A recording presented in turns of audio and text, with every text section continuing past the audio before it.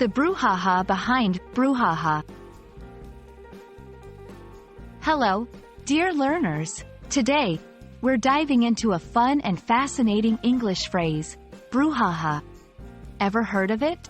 If not, don't worry, by the end of this video, you'll not only know its meaning but also its origin and how to use it in a sentence. So, let's get started. Brouhaha is a noun that refers to a noisy and overexcited reaction or response to something. It can be synonymous with a commotion, fuss, uproar, or hubbub.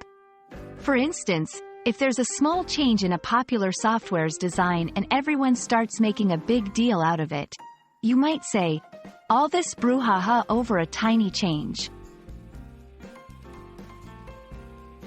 Though it might sound very modern, brouhaha has quite an ancient origin. It's believed to come from the Hebrew phrase, barak haba, which means, "Blessed be the one who comes."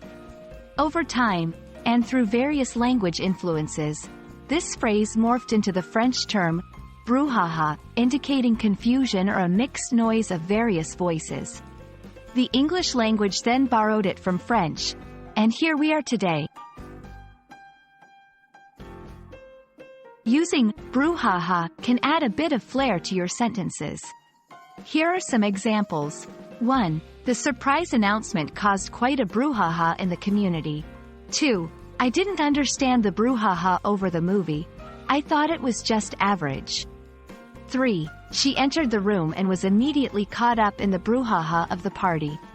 Remember, it's typically used in contexts where there's an overreaction or a disproportionate response to a situation.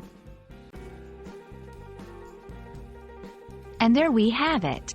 Now, you not only know what brouhaha means, but you're also acquainted with its intriguing history and how to sprinkle it into your conversations.